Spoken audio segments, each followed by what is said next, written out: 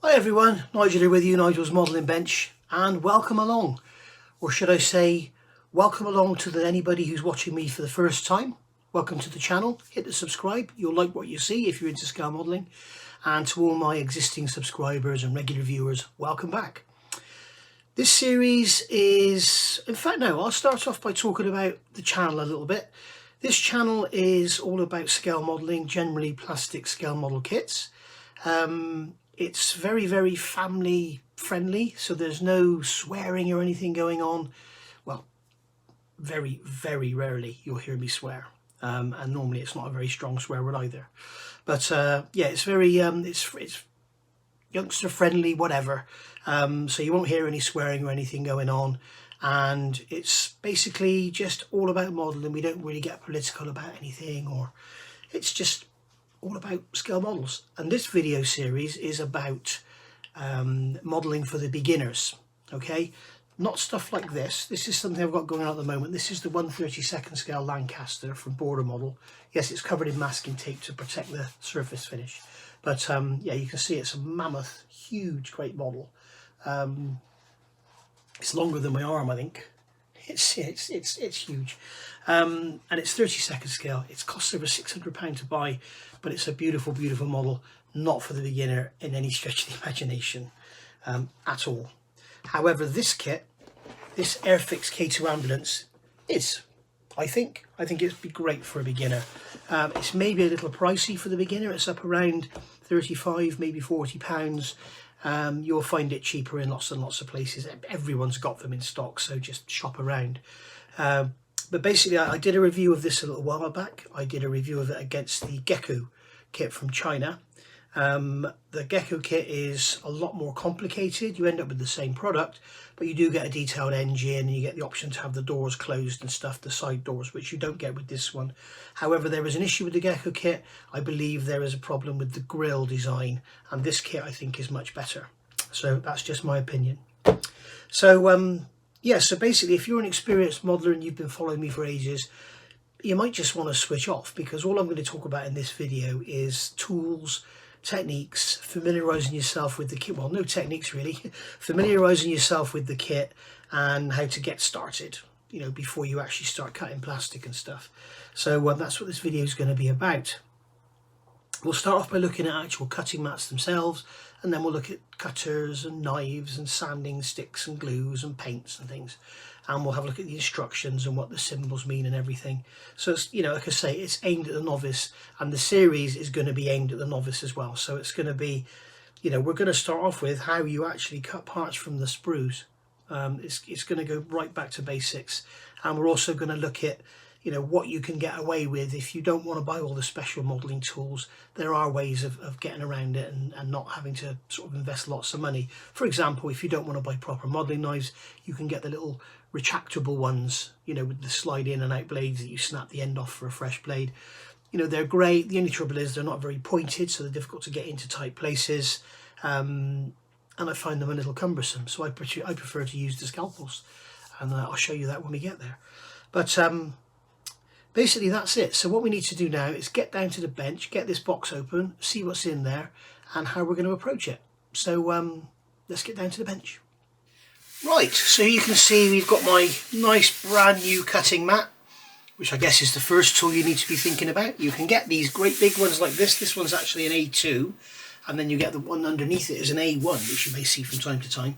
But basically, for the purposes of filming, I don't tend to use the grid size, because quite often the camera will focus on this, and what I show you, just if I go like that, then obviously the camera, and let's use this Lancaster engine, if I go like that, then the camera is focusing on this mat. It's not focusing on the top of that engine. If I go like this, obviously the camera will pick up on it and show you the engine. But when you start to get sort of in a different place, it will start to mess up. So what I tend to do is use the clear side. So if you're wondering why I don't use the gridded side, that's why. You don't have to. If you're not filming, it doesn't matter at all. And quite often when I'm not filming, I will use that side. So anyway, so I've got a brand new mat, and that's everything. Shop around, look for decent quality. I got these from a model show in Bristol, and they were very reasonably priced. There are some you can get, like there's some on Amazon which are A1, and I think they're like £18. They're very cheap, and they're great as an undermat to put under your mat, but I wouldn't ever use them as a normal mat because the trouble is they're quite dry, and I don't know, they're a little bit cheap. So look for something which is half decent, sort of something middle of the road. You don't need to spend £20 or £50. This one is actually an A3. You could get yourself an A2, which is this one here. But you're looking sort of £8–10, something like that. Something like this size, sort of £6–7. You don't need to spend a fortune. But if they're sort of £2 or £3, have a little bit of a check, because sometimes they're not that good. There's obviously the Rolls Royces, and I don't know the makes of them, but you know, most of them probably come from the same sort of factory. But cutting mats, yeah, something you're definitely going to need to protect your table or whatever. And it's also handy if you're one of these people that doesn't have a desk set up all the time for modelling. You have to put your stuff away to use the desk or the table for other things. It's great to be able to just pick it up and put it to one side on a shelf or something without having to put your stuff away. So that's the cutting mat. So here's the kit. Right. As you can see, all the reflectivity from the lights, that's normal. Okay, so this kit, as I say, I've reviewed it, so I've removed the parts from the bag. And as also, something they will always tell you in the instructions, for surfaces to be painted should be clean. Before parts are removed from the sprue, wash in warm soapy water, rinse and dry thoroughly. Stir paints thoroughly before use. A lot of people will tell you they never ever bother washing their kits. And that's absolutely fine. I have actually got kits here, and I have shown them in reviews, that physically you can see black oil on the surface. They need to be washed. This one here appears to be very clean, so we probably could get away without washing it. The other thing to remember, depending on what paints you use, and I'll talk about this when we start to talk about paints, the cleanliness of the plastic becomes really important, especially if you're using water-based paints, because they won't stick very well if there's the slightest bit of grease on there. But you also have to remember, when you're building the model, you're handling it, and no matter how many times you wash your hands, you are always going to have a certain quantity of grease on your fingers. Don't go eating packets of crisps and then handling your part. Don't go scratching your nose or rubbing your eyes and stuff, because generally that just makes your fingers even more oily, and you'll get oil over your parts and then the paint really won't stick. Just try and keep it as clean as you can. But as I say, if you can't physically see oil and you don't really want to go washing the parts, don't worry about it. But if you see, what you'll get on the parts are these things called ejector pins. Here's one here. In fact, I can see some oil here. There we go, so I am going to wash them. You can see here, by my finger, that mark in the plastic, that's what's called an ejector pin. And what happens is, the mould tools are generally vertical. The mould halves come together, okay, and they have, obviously, the female of this in each half of the mould tool. So the mould tool comes together, they inject the plastic rushes around, fills up all the cavities, and then the mould tool comes apart, and you've got your sprue. And the tool is designed to stick to one half of the tool so it doesn't just fall out. And then what will happen is the ejector pins will come, push it out, and that's it. And often there'll be an operator there to grab it as it comes out, or they might have an automated hopper to grab it as it comes out. They may have something that comes down and it falls down, so it puts it to one side. It may just fall out into the bottom of the machine. Very doubtful. Sometimes, particularly with Tacom kits, you'll see the ejector pin marks have great big like semicircular lumps sticking out of them. I can't see any on here, but quite often you'll see that on Tacom kits, and that is basically so that when it comes out of the tool, it holds it. It's almost like the ejector pins hold that sprue, and then the operator can just take it off, or a robot can come and take it off, or whatever. But they're called Z pins, and that's so that's all about your ejector pins and stuff. So basically, as I say, if you want to wash your parts, wash them. I will with this. All I do is get a bowl, warm water. It doesn't need to be hot. It just needs to be warm.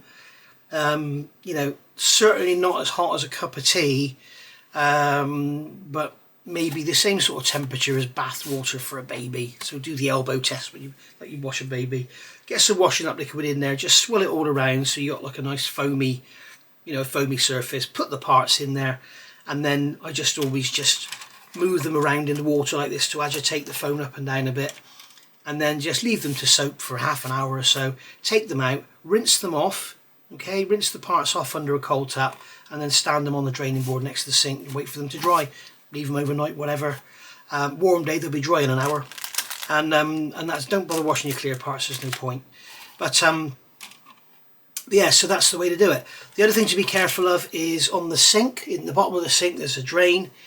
Make sure you've got some way of like having a filter on there or something. What I generally do is, you've got the plug in the sink, I generally lift the plug up so it's just on the angle. So if that's like your hole in your sink, if the plug's on an angle, the gap's too small for any parts to go down, but it's small enough for the water to run out. So that's probably what I would do if I were you. Just be careful not to lose any parts.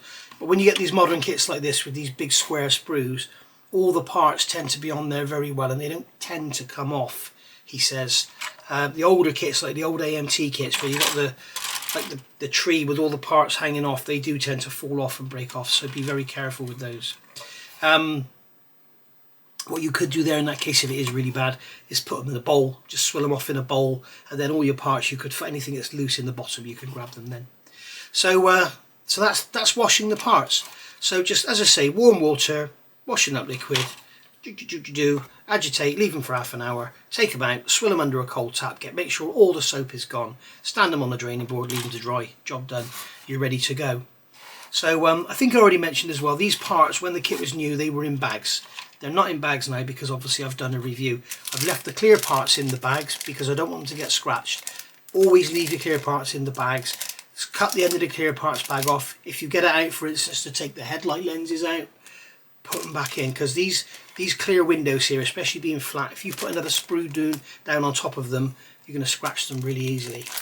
So that's basically the kit. As you can see, it's fairly simple. We have a clear sprue and then 3 brown sprues, and then we've got this little extra spare sprue with a bonnet on there, but, or a hood if you're in America. So yeah, it's going to build a beautiful model. I'm not going to go to town with this. I'm not going to do any detailing. It's going to be built out of the box, just painted. I will do some airbrushing, but then we'll do some brush painting as well, and we'll go through all that as we do it. So first thing to do, as I say, this is for beginners, is familiarise yourself with everything. So you've got your instruction book here, and Airfix has done a really good job of this. It's very, very clear. It's quite obvious what everything is, okay? There's nothing difficult. You've got all your colour guides all the way through. So the first thing you need to do is familiarise yourself with this section here, and this is called the legend. This is where you've got all these little symbols that go through the instructions. Years ago there would be notes and everything, like Tamiya kits pretty much still do, but you just have to rely on legends. So what it is, they can cover all those different languages with just that symbol.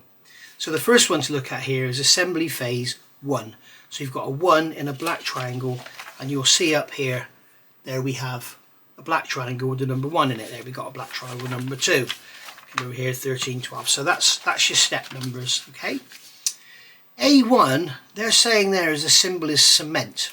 Okay, well, a bit weird because that's the symbol you're looking at. Okay, A14. So I think what they're saying is that's the part number, and they're telling you to cement it, and then you've got these red areas that are showing you where those parts go. Now, many modern Airfix kits have a symbol where they show you in the next step, the last bit you did was in red. So it sort of shows you how it should go. They haven't done that with this kit. They've used the red to show you the application areas for the glue. So there we go. So that's telling you to cement. I would say it's more like part number, but it's also, there's a line telling you to cement it.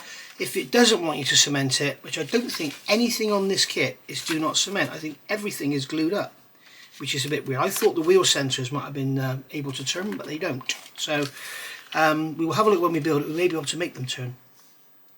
So do not cement together is that symbol there. So that symbol there is the tube of glue with a line through it. So do not cement. This one here, symmetrical assembly. So I should imagine when we get to wheels, we should be able to see symmetrical assembly. I'm looking for symmetrical assembly. I can't find anything there, but if we do see that circle that's half black and half white, Yeah, I can't see anything at the moment. So basically that's symmetrical assembly. So if they're just building up a headlight and they're just showing you one, they might put that symbol next to it to say you've got to do the same on the other side. Alternative parts provided, where you've got the question mark there. I did see one of those. Here you go, it's one there. You've got the blackout headlight or the normal headlight. Okay, so you've got your choice there. That's what it's saying, it's an option, and they've got the same there. So I thought they might have done that with symmetrical assembly, but they haven't. Okay. Repeat this operation, so that means make more than one. So here you've got the wheels, obviously you make 2 rear wheels and make 2 front wheels. Decals is the red square, so when you see decal application like on here, they're all in a red square, so that's your decal application. The part number in a black circle is your crystal clear parts. Okay, so you have your windows and stuff. There you go, there's a window there, you can see it's in a black circle, so that's what that means. Weight is add weight. You won't have that, you generally have this in aircraft where you add weight to the nose to stop them sitting on their tail. Fill, that's removed by filling. Drill, cut, and this is the little 2 numbers with the little paintbrush in the square there. You can see that symbol there is your painting code, and that's a hum rule paint number. So you can see here what they're saying is you've got these paint codes here, 253 and 74, and here you can see we've got A, B, C, D. What that's calling out there, I don't think it covers it in here, does it? No, it doesn't. That's your options. Okay, so if we go to the back of the instructions, we have option A. Okay, we have option A, we have option B, C and D. Okay, so you need to decide straight away which one you're going to do, and I think I am going to do that one. Okay, because it's home based, so I'll probably stick this with my Lancaster, and although it's not correct at 1944, you know, it's going to be sort of right. The contour scheme here is lovely, and I would love to do that, but you have to remember that this is actually a beginner's video, and all this masking and everything is going to go way beyond what we need to be doing. I could always do my other one in a contour scheme if I wanted to.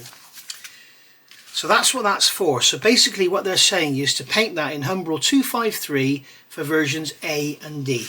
So version A, this is 253, matte Dunkel Green, approximately SCC 15 olive drab. English olive drab is not the same as US olive drab, okay? So if you want to be accurate, they're 2 different colours. I have one here, there we go. AK Real Colour is the manufacturer, and that is the correct colour. As long as you've got a dark green, if you're a beginner and you just want to make your model to look pretty, just get dark green, that'll be absolutely fine. We can, as I said, we're going to look at different paints, and we're going to look at doing the conversion as well. And then it's saying number 74 if you're building B or C. Number 74 is matte linen, which is Portland stone. Okay, so that's a very, very light brown colour. Okay, so your whole chassis for this one is going to be painted either green or Portland stone. I have got some Portland stone paint here, I think. Okay, I think this is Portland stone. That's AMIG 016, MIG ammo. The trouble is with this MIG ammo paint, the bloody name rubs off.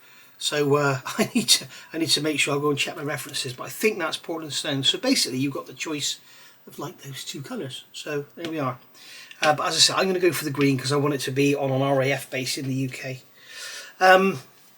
So basically there's your chassis. So what we're going to do, we're going to assemble our chassis and we're going to paint it. Now we can see that all of these parts, 253, 74, 253, 74, everything is the same colour. So what we will do, 253, 74, 253, 74, 253, 74, everything is the same colour. Everything. Until we get to here. When we got the wheels, which are still going to be 253, 74, we got that. So basically we could build up the whole chassis with the fuel tanks and everything, build up the mudguards and then spray it all together or paint it all together. Why do we do that? Reason we do that is it is much easier to build an assembly with no paint on it than after it's painted. The problem is with gluing painted parts together, if you leave the paint on there, the joint will never be as strong as if you just had virgin plastic being glued together. Okay, that's the first thing. The second thing is, when you glue the parts together, sometimes you will get the glue ooze out of the joint. Right? Now, if you have it oozing out of the joint and it's just plastic, you can basically rub over it with your liquid cement brush, which I'll show you some different types of cement. You can brush it with liquid cement brush and the oozing's gone. If you've painted it, you've now got a mess because the paint has been melted by the glue and it's just a mess. So it's best, where possible, to build as much as you can before you paint it, and that applies for spraying or brush painting. Now I'm going to be, as I say, I'm going to be spraying this using an airbrush, and I will go through the basics of airbrushing. If you are new to the hobby, you don't want to be getting into airbrushing straight away. You're probably going to paint your parts with a brush. I'll talk about brush paints and everything, and which paints are good and which paints aren't so good. But that's what we're going to do. So basically, that's our instructions looked at. We've had a look at the model, we've looked at the instructions, and that is really all we need to know to get us going. So let's have, we basically got this. We've decided which option we're going to do. Okay, we've familiarised ourselves with this. The other thing I would do now is go and sit down and go through the model and have a look at all the assembly, because where you've got options to have doors open, doors closed, you can see you've got the option opened or closed. You've got different options to the inside. You might want to have the inside all exposed. Well, this is the underside, should I say. But you might want to have, you know, the stretchers and everything exposed, like you have here. Okay, so therefore you want to be painting all this and making sure it all looks nice and everything. Or you might want to just have it all closed up. I would probably do it all closed up, but we shall see. I'll let you know when I get there. I may have that door there open so you can just see inside the front. But basically, familiarise yourself with the instructions. Have a look. You know, you may decide that when you're building this, because you want to paint it all as one, you're going to leave the wheels and tyres off right till the end. You mask the windows up and just paint the whole thing. The only trouble with doing that is sometimes you'll have areas you can't get into. Okay, and if you go in for something like the dark green colour, when you've got this tan coloured plastic, it's a nightmare to hide, so be careful of that. But you may decide to build up the chassis and the cab and then paint them. But I will go through that as I'm building it, and I will make it all as clear as mud for you, I'm sure. So there we go. Right, let's have a look at some basic tools. So looking at these different nippers, this is the first thing we look at, is these are to cut the parts off the sprue. You don't want to be just twisting and breaking the parts off. You can use scissors, but sometimes the sawing action, because scissors don't cut like this, they cut like that. They slice rather than cut like this. You really want to get yourself some proper modelling snips, nippers, if you're going to be getting into building a few kits. Now there's a lot of different options you can go. You can go for the real cheap, which is like this one here. And you'll see these sort of things in sets. You go on Amazon and you'll see sets where you'll get all the tools you need in one set. You could go for that, and then if you don't enjoy the hobby, you haven't wasted a load of money. You could go top of the range and buy stuff like this, which is like £30 odd. You could go for ones which are called God Hands. I think they're like £100, but you know, but these can be like £30 odd. And these are the Tamiya nippers. But basically, I look at all the different ones. So these are your real basic bargain basement ones. You know, they're just a couple of quid.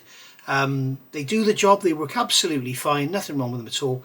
The only trouble with them is they're made of pressed steel. You can see it's just a piece of stamped out steel that's had a blade ground onto it. Okay, so they're not very long lasting. You can't, if you cut metal and stuff with them, it just ruins them. You can see here, these are some cheap ones, and I use these for cutting brass rod, and you can see what it does to the blades. It just destroys them. So that's the trouble with using, you know, cheap ones like that. Beauty of them is they're very strong. So if you've got to cut through great big thick lumps of plastic, like on a really old Revell kit or something like that, or something really hard like a HK kit where the plastic's really hard, they're great for that because you're not going to damage them. Whereas with something like this, you can see on here, where are my Tamiya nippers? You can see here I've actually managed to break those Tamiya ones. They were quite expensive. I managed to break them because they're weak. So, you know, they're great for doing fine stuff, but no good for the really big slogging stuff. These are very similar to those, although I find them to be a lot better. And these are the ProTech modelling tools. If you buy anything from this guy here, Dave Coley's Modelling Emporium, if you buy a half decent kit, you know, sort of 20, 30 pounds, he will generally put a pair of these in the box. Okay, you'll get these, or you'll get tweezers, you might get some paintbrushes, whatever. Generally, he puts the stuff in the box for free, so it's really handy. If you buy a kit from him, you'll get those probably. Okay, so they're very, very good indeed, and as I say, they come free. You can also buy them, I think. If you have a look on Dave Coley's Emporium, there's his shop there. Go and have a look on there. He also has an eBay store, you can see on there. But they're basically your sort of your bargain basement pressed steel, real, you know, cheap. If you're in the UK and you tend to go to Hobbycraft, you may see these in there and think, oh, these are really nice. These are the Citadel ones, and they're made to look really expensive with all these screwed on. I don't think it's anodized, I think it's just painted aluminium. They're not cheap, and they're also not very good. The problem I find with these is they're not very acute on the cutting edge. You can see on there they're quite wide, so they tend to be quite blunt. The other problem I have with these, when you put them down, you can see you've got to have quite big hands to pick them up, because they always spring apart like that. And because they have no grip on them, your hands will slide up them like that. You can see I can't pick them up, so there we are. So I would definitely give these a miss, purely because they cost quite a lot of money and they're not really very good in my opinion. But I would much rather spend a bit extra and get the Tamiya ones. They're much smaller, you can pick them up, they have the grippy handles, they take literally no force to close. That's got quite a strong spring in it, which is pointless. And these things, if you don't abuse them, they'll last you a very, very long time. You can also get single-sided nippers that will have an adjustment screw in them. You have to set the adjustment properly, and a lot of people tend to like them. They're made by companies like Dispay. You can also get the trumpeter ones, but these are my favourite, the Tamiya ones. You have these, which are the normal, and then you have these, which are the fine point, and you can see the cutting end of those is a lot longer than those. Okay, I think these are 74035 and I think these are 74123 in their part number. But these are the ones I would recommend if you're going to get into the hobby. I wouldn't go and buy them straight away because, as I say, they're not cheap. They're cheap in Japan, but they're not cheap here. So have a look on Amazon, have a look on Premium Hobbies. If you're going to go to Premium Hobbies, this shop here, they're based in Weston-super-Mare. They only ship to the UK, but they have a good range of stuff, and if you use a code NMB10, that's Nigel's Modelling Bench 10, you'll get 10% off everything you buy. So that's the nips, so that's something you want to be getting yourself. Right, so we've got the parts off the sprue, we need to clean them up now, so we need to use a knife. These are my preferred knives. These are Swan Morton scalpels, and these are number 3, I think. I think these are number 3, there we go, there's a 3 in there. So you get number 3 and number 4. This is the number 3. Number 4 is a bigger handle. Go for the number 3s, I think the blades are more easily available. And that's all I ever use, is a number 10 and a number 10A. Okay, you can get 11, which is a lot thinner, but it tends to be a little weaker. And they're the only 2 knives I ever use. They're absolutely brilliant for everything. What I like about them, they're flat, so when you put them down, they don't roll away. They can be a little bit difficult to pick up if you bite your nails and you've got stumps like I have. But other than that, they're absolutely brilliant. The blades are relatively cheap. You can buy them in boxes like this on Amazon, and you get like 100, I think, in there. And they're absolutely, they come in little pouches, just like so. You take them out and they're all in their separate little paper bags. Absolutely brilliant, and that's my go-to knives. If you don't like them, you can get this one here. Now I've never seen these for sale in this country. A gentleman gave me these from Eastern Europe, and this is an Alpha, okay, and it has a very small blade. You can see when you take the blade out, it's like a little tiny wedge thing, tiny little thing, and it's very nice. It's a very nice little knife. But the one thing I don't like with it, for some reason, when I try and cut a straight line, it sort of all wanders all over the place, and I don't know why. But it is a lovely little knife, and I've got lots and lots of spare blades. You can see this is one here with the blade holder. So you've got this box here in this side for the scrap blades and this side here with the new blades. But I must use it more, I think. But it's a very nice little knife, but I still prefer my Swan Mortons. Next one, you got this one. This is the Exala. You can get the X-Acto, whatever. And this is basically the round handle, and then you have a blade that goes in the end, and you just tighten it up like that. You get lots and lots of cheap Chinese copies of this, and they have a plastic end. Be very careful because they will just break. All right, they'll just split on you, and it's just not worth having. You get a proper one, get an XL. I think Swan Morton do a version like this as well. Get an X-Acto, whatever, but make sure you get something decent. You can see I've got them here. This one's got a saw in it, so you can see that's how the blade comes out. Okay, so this one isn't branded. No, this is just a copy one, but that's got an aluminium end in it. And I've got another one here, I think. No, I did have one. I think it probably broke then. I did have one with a plastic end in it, and they're not very good. And then you can get the bigger size, which is this one here. You can see that's a great big blade goes in there. Okay, just like so. You tighten that down. This doesn't have a name on it. It's made in USA, so it's probably X-Acto. It's got a great big hand. It's really good for heavy duty cutting if you need to. So there we go. And then you can also get into the realm of saws and stuff. So here's a saw with a broken blade. This is the JLC saw, available pretty much anywhere. I think they're made in the Czech Republic. Absolutely brilliant little saw, but you don't need that for getting into it, starting the hobby. What you might find if you buy a tool set, you might get something like this, which is a bigger saw, which is absolutely fine, but you're not going to be needing that yet, anything like. So that's knives. Just on the subject of knives, the other thing you can get, I don't have one here. If I did, I would show you, but I don't have one here. You can get a retractable knife where the blade comes out and then you snap the ends off. They're absolutely fine. I would suggest getting the metal bodied ones because the plastic bodied ones tend to split, where you're pushing the blade and it just splits the plastic. Get the metal bodied ones and then they're going to be absolutely fine. I don't like them because they don't have a sharp point. I like to have a sharp point to work with on the end. So I tend to use these, and the blades tend to last a long time as well. Okay, sanding. Sanding is a massive subject. You're going to need something to sand with, because when it gets to your little last bit of sprue nibs, you're going to want to sand them off. If you've got any paint in the way, you might want to sand that off. And basically you're going to be doing some sanding. You're going to need some way of sanding. Now this is my box set from Premium Hobbies. This is a beautiful set. It's a box that holds all the different sanders made by a company called Infini. If you look on here, you can see it says there, Infini model, made in Korea, and that's 800 grit. These are called zebra sticks. You buy them in a set. They're really, really good. These are, let's get one that you can actually see the writing on. There we go. This is an Infini Matador stick. Okay, so that one's Infini, and that's a 1000 grit.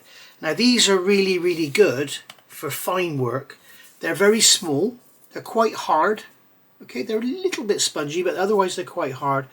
They're really, really good. The only downsides for general modelling, the only ones you're ever going to really use are 400 and 600, and they go all the way up to 7,000. So they're really handy for polishing.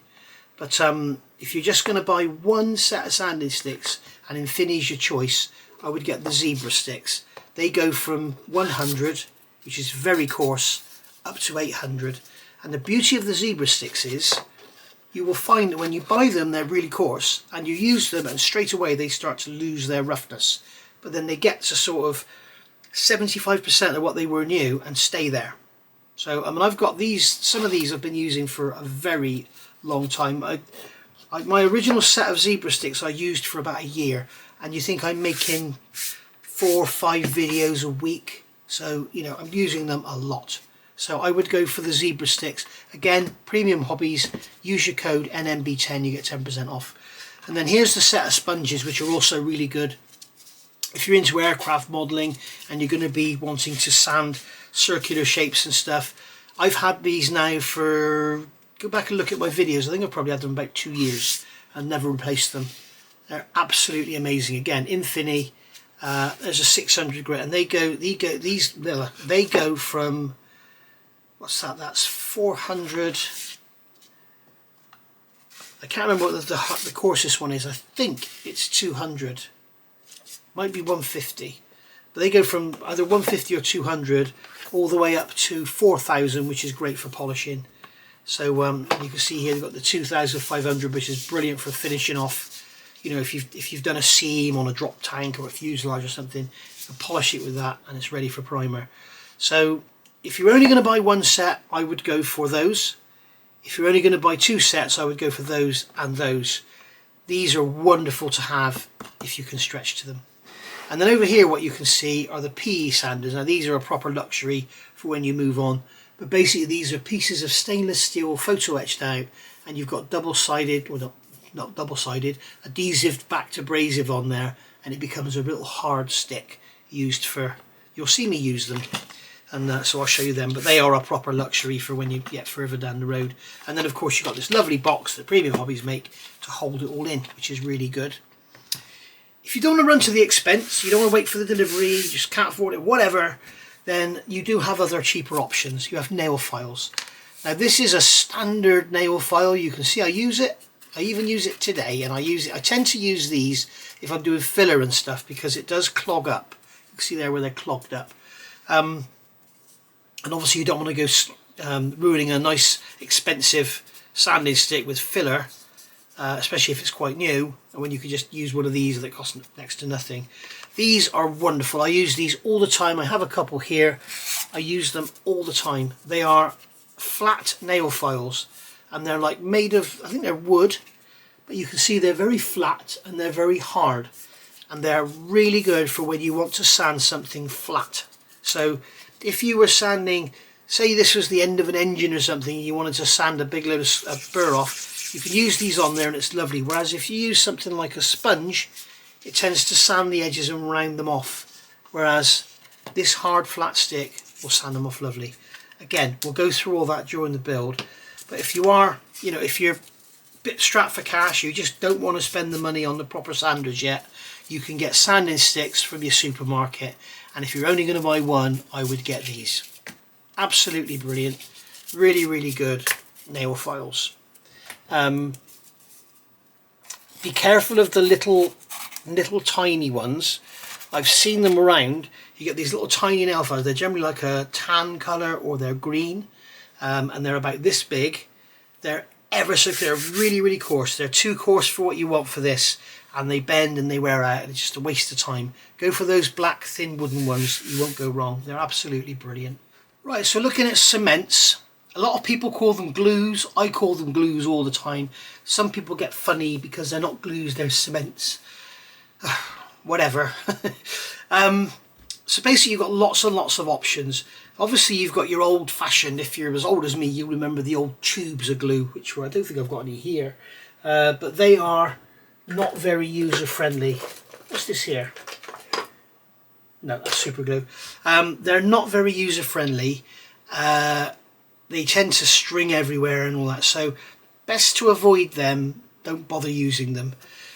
If you are in the UK and you've got like a local hobbycraft, you'll see this stuff here, Contact to Professional. This is the mini, and it's basically got a very fine little stainless steel end on it, and you apply the glue and then you put the parts together. It's great stuff, but there is better.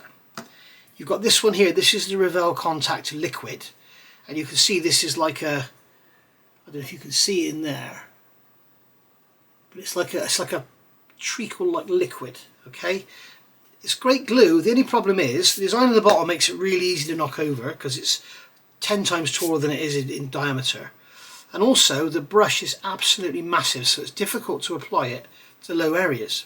So again, if you have to get it, you can't get anything else, get that one, absolutely fine. And the lid's also split, look, that's really handy. So it's time for the bin for that one, I think. In fact, I could put it in a spare Tamiya jar, which I've got here.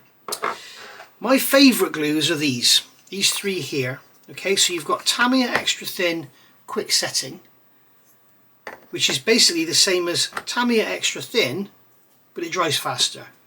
Now, a lot of dust on there. The problem is, having it dry faster is great for speed if you want to get on with things quickly, but obviously the way these glues work, they melt the plastic, okay?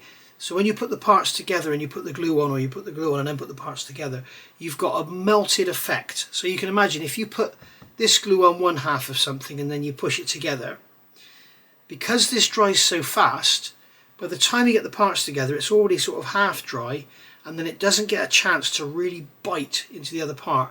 Whereas with this one, it'll stay wet for like 3 times longer. So when you put it together, it's wet.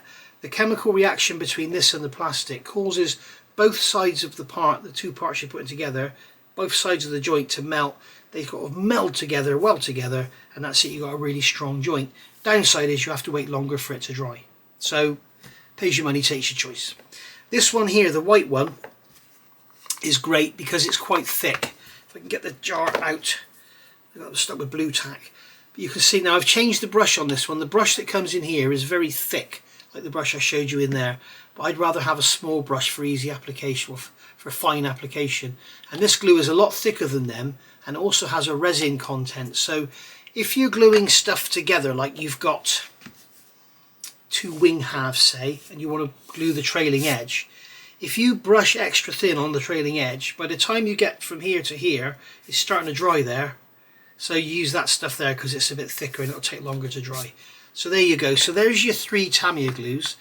They all have their uses, but if you're a beginner and you're new to the hobby, just get that one. That one will do everything you need, okay?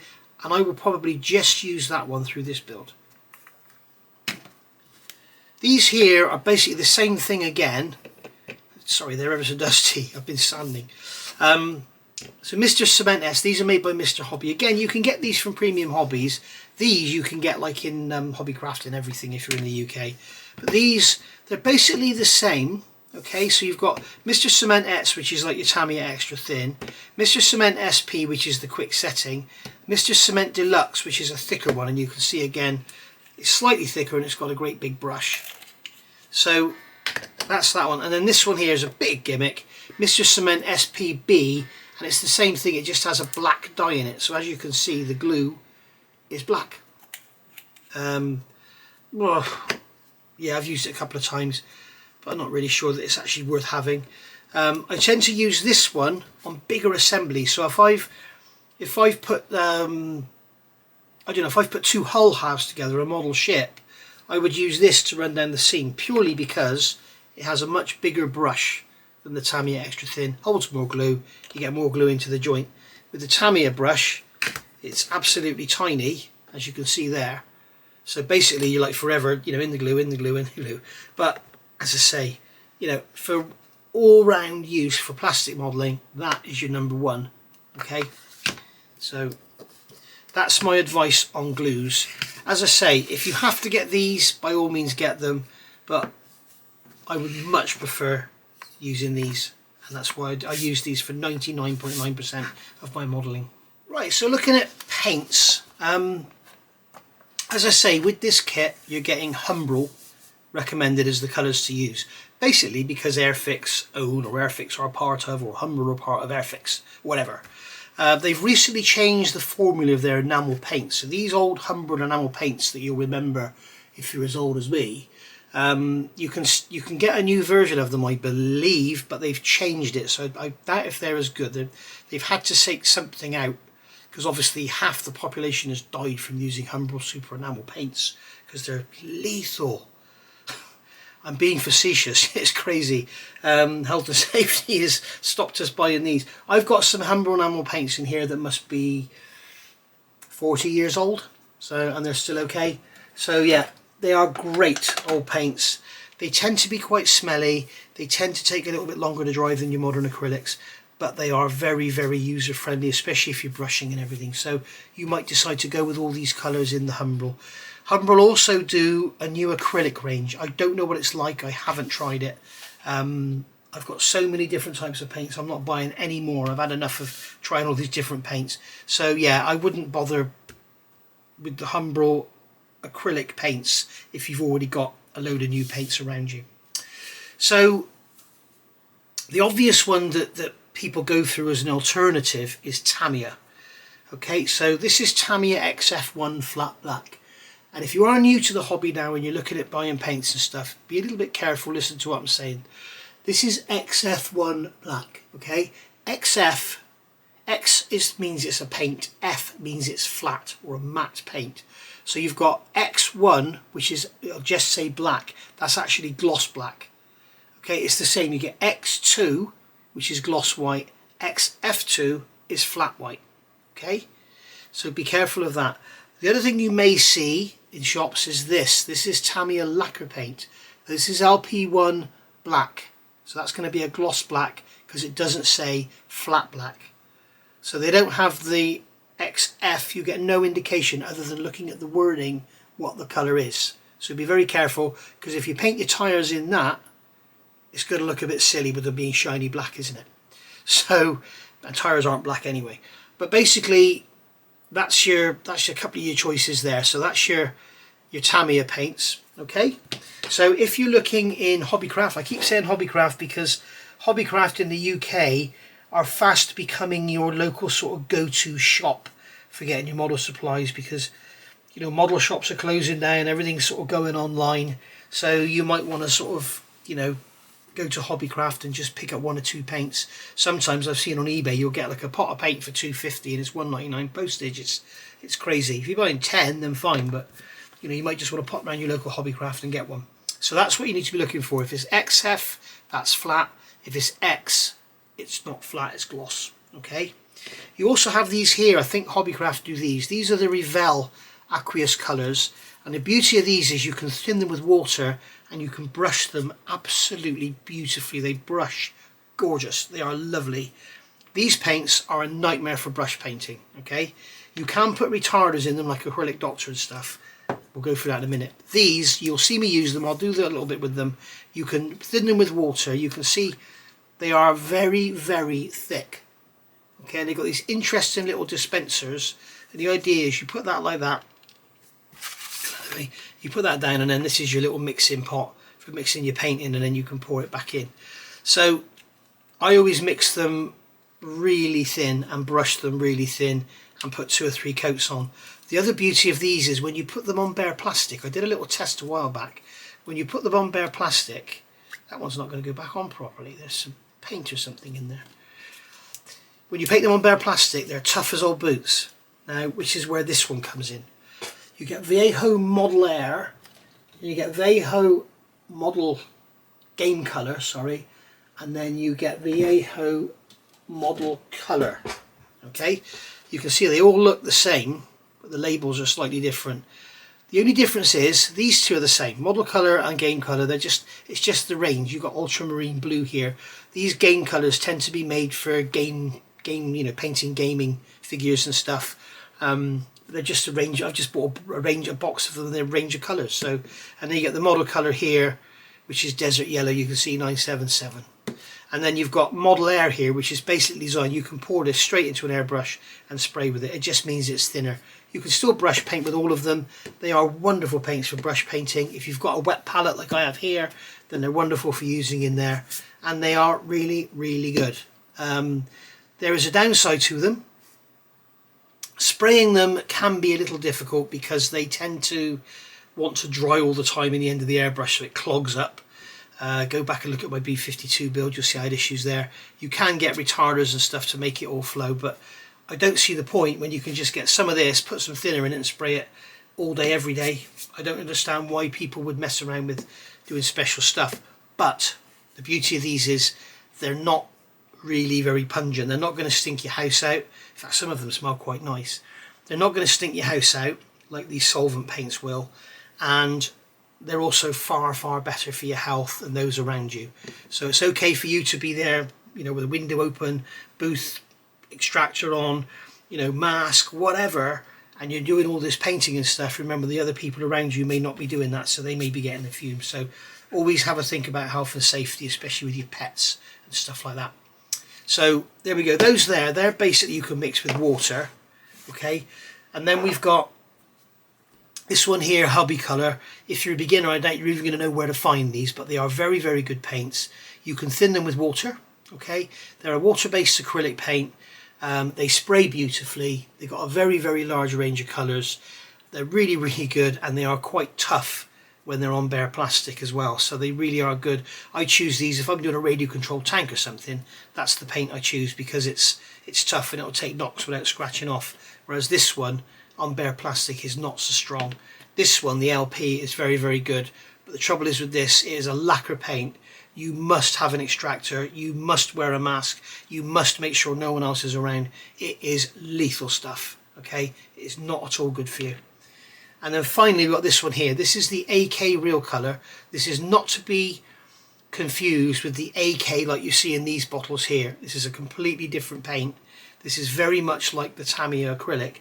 The beauty of them is they do lovely colours that are actually, they tell you FCC 15 olive drab, which is the colour we need for that version there. So that's the beauty of that. Some of the colours I think are a little bit dubious. I mean, the thing is, who actually knows what colour they were really? So I know I've got some colours here, like an interior green, which is almost yellow. It's not right. So but yeah, they're very nice paints. They spray beautifully, and I always thin them with Mr. Colour leveling thinners. Again, you can get this from Premium Hobbies, and you can thin anything with it except those. I'm not sure about the Revell. I don't think you can. But you can thin all of those with this one, with Mr. Colour leveling thinners, if you're spraying it. Okay, no good really thinning it with this if you're brushing it. I would thin it with this acrylic Doctor. Okay, that is absolutely awesome stuff. So there we go. That is pretty much about it. Now we could go into brushes and everything, all the different brushes you can get. I mean, these are quite good. These are the ammo brushes. You can get a little box set of them. I've just had some sent to me. They're quite good. They're nice and long lasting. There are lots and lots of different brushes out there, but brushes are like beer. Okay, one man's favourite will be the next man's Marmite. You know, so be very, very careful with what you're buying, and make sure you buy what you like. You can get ABC brushes. They do little box sets or bagged up sets like this. I've got some here, and they're basically come with this, and they're generally seconds. Now I will say I've got them, and many of them have not performed very well, to be honest. They've all frayed out within 2 uses, and I've only used them in Viejo paint, so I don't know what's going on there. But basically, but some of them, another couple, I mean, they're absolutely amazing. They've lasted really, really well. So I don't know what's wrong with them, but they're okay. As I say, those MIG ammo brushes, they are very nice indeed. I've got one here. Where's my MIG ammo that's been used? There he is. Got one here that I've used a lot. In fact, I haven't even cleaned it properly. You can see it's still got paint in it. But you can see it hasn't got its point on the end because it's not wet, but it's all nice and straight, and it stayed. And I've left painted it as well, which is very bad. I do tend to not treat my brushes very nicely. But there we go. So that one needs a good clean. So there we are. As far as the paint colours go, the matching, if you can find them, you get these old things here. What I'll do is I'll hold them up to the camera so you can sort of print them out if you want to. But this is a very old set of paint matching guide, paint reference guides that came with a model Airplane International. There's number 2. And this is basically how you cross-reference Humbrol with everything else. Okay, so you can freeze frame that, copy it, print it, whatever. Put that light out of the way a bit, there we are. And then that one there. There you go. So 4, 3, 2, 1. The only trouble is, as I said, they're quite old. So 253 wasn't even made yet. This only goes up to 250. So, but you know, if you are serious about having the accurate colours, I would get that one, olive drab. But you can see on here it's telling you number 33, which is matte black. So Model Air is H12. Is that Model Air? That's not Model Air, is it? That's Mr. Hobby acrylic and Mr. Hobby, Mr. Colour, which I don't have either of those. L is Life Colour, which I don't have. M is Model Master. PS is Polyscale. R is Revell. Okay, so that's Revell. Tamiya XF1, you can see that's the one I showed you there. Viejo model color Model Air, so that's 950 and 57. You can see this one here is 57. Okay, and then X is going to be extra acrylics, extra color, extra acrylics, and that's 404. So there's all your cross reference in there. So and with this one here with 159, I noticed there was no cross reference for it, khaki drab. But if you look at Tamiya XF51, it's khaki drab. So you know, you can't take it as gospel, but have a look. But anyway, what we will do when we make a start on the kit, we're going to build all this up and then we're going to paint it. And obviously I'm going to be spraying it with this, and I will go through the basics of airbrushing. When we do the tyres, we'll be doing some brush painting, and I'll use the Revell tyre black. That's tar black, which is a really good colour for tyres as well. And then we'll do a bit of weathering and make them look all nice and pretty and everything. So stick around, and if you haven't got the kit, go get one and build it with me. It's going to be a fairly quick build because it's not going to be too difficult, but I'll probably drag it out a bit so that the newer modelers out there can really pick up on what I'm doing. So you can ask questions in the comment section below the videos and I will answer them, or if you're a patron, you can message me on Patreon, ask questions on there. Other than that, I will speak to you all soon with the first build of this one, and we shall also have part 23 of the Lancaster build up soon as well. So I'll see you all later. Thanks for watching, hope you've enjoyed that, and as I say, any questions, stick them down in the comments below, or as I say, if you're a patron of mine, you can message me on Patreon and we'll go from there. See you soon. Bye for now.